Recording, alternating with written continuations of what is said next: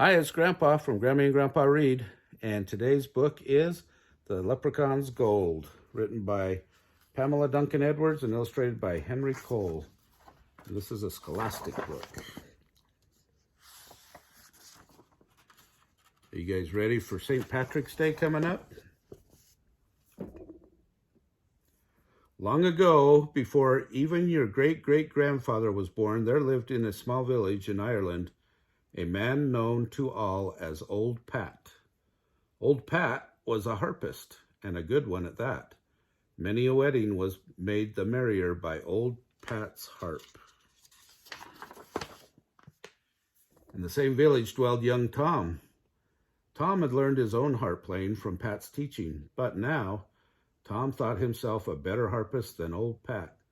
He was much given to boasting and bragging and charging the villagers great amounts of silver for his skills. Old Pat was humble and willing to play his music for free for those he knew had not the means to pay. Foolish old man, scoffed young Tom. What use is a gift if not to make you rich? Old Pat replied, I am rich in friends, and that is enough. It is to be supposed that life would have continued along its way for Old Pat and young Tom had they not seen the announcement. By order of the king, harping contest to choose the finest harpist in Ireland at the royal palace. All may enter.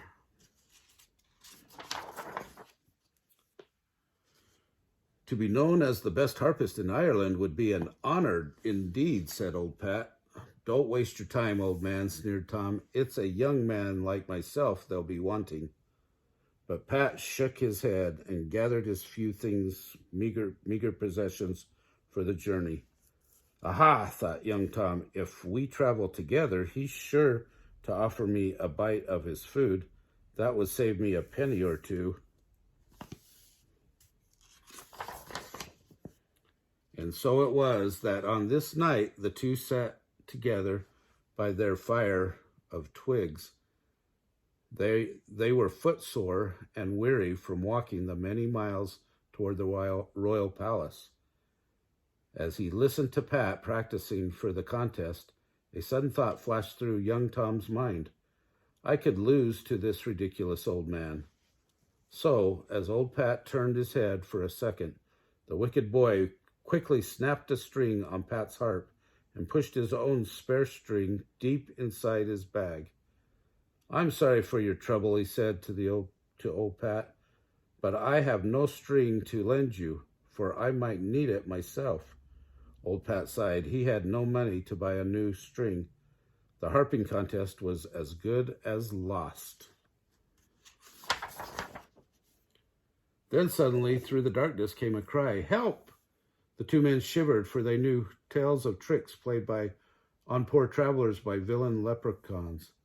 Surely 'tis the little people that's after us, whispered young Tom.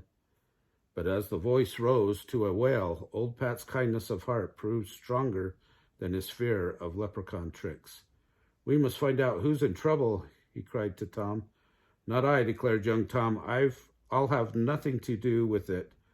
I'll not take the risk of missing the contest. He turned his back to the voice and covered his ears.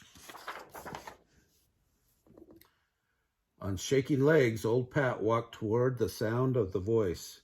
In a clearing, he saw a tiny man with his foot down a rabbit hole. Help me, sir, cried the little man. I took off my shoes to rest my feet, and a rabbit has taken hold of my big toe. Help me. From deep in the burrow came the shrill laugh of the rabbit. Let go, you rogue, the little man yelled down the hole. I'll have you for dinner, you pesky bag of flea-ridden fur. I'll soon fix that scoundrel, thought Old Pat.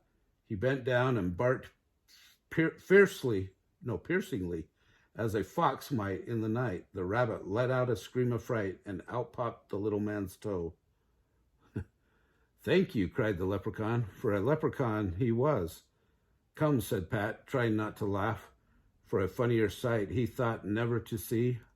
I've not much to offer, but what I have you're welcome to share. Old Pat led the leprechaun back to the fire. I see your fellow traveler has up and gone, said the leprechaun. A brave fellow indeed he proved to be, but I thank you kindly for your help. I'd like to repay you. I'll be needing no payment, answered old Pat. He picked up his harp and began to play a soft tune to soothe the little man. You play well, said the leprechaun, but I'm thinking your harp is not in a good way. I have a broken string, answered old Pat sadly.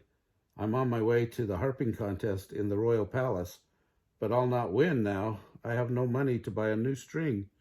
Ah, declared the leprechaun sharply, so it's the gold you'll be wanting. No, indeed, cried old Pat, mighty alarmed. He knew terrible things happened to those who searched for crocks of leprechaun gold. Ah, but yes, I think it's so, answered the leprechaun firmly. Suddenly, old Pat's eyes would not stop from closing. With a sigh, he fell asleep. The leprechaun blew a silvery note on his whistle. Out of the forest came a hand of little men, each carrying a bag. He wants the gold, said the leprechaun as he told the tale of old Pat. You know what to do. The little men nodded solemnly as they clicked open their bags. When old Pat awakened the next morning, he looked around in fright, but the leprechaun was gone. It's a lucky escape I've had, cried old Pat as he picked up his harp case and set off for the royal palace. As old Pat reached the courtyard, young Tom took the stage. Looking mighty pleased and confident, he began to play a sweet tune, but as if bewitched, the strings of his harp began to break. One by one, they twanged and twitched and twirled in the air until all lay dangling. Young Tom gazed at his harp in a horror, but then he knew. Leprechauns, he muttered as he hung his head and shuffled from the stage. Now it was old Pat's turn. With a sadness of his heart, the old man reached for his harp. Then his eyes widened, for there, inside his bag, lay a glittering golden harp. The leprechaun's gold, he gasped, old Pat. He lifted the golden harp and began to play. He played the merriest music ever heard, so wonderful that the wind itself stopped to listen. A wild tune it was, which filled the people's hearts with joy and their lips with laughter. As the magic seized their feet, the people began to dance. Soon the courtyard was filled with dancing, singing, laughing crowd. The other harpists knew now that it was Pat's day and danced along with the people. Even young Tom, who had learned a hard lesson, found generosity growing in his heart. When the final note faded away, the king rose from his throne and beckoned to Pat. Old man, said the king, the prize is yours. Never have I heard such music.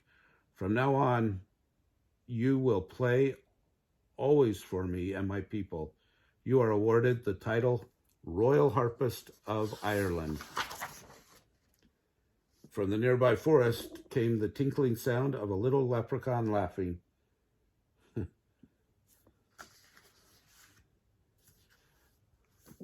I hope you enjoyed that story. I did. Always love stories about leprechauns. If you like our videos, give us a good big thumbs up, smash that like button, and subscribe to our channel. Have a great St. Patrick's Day.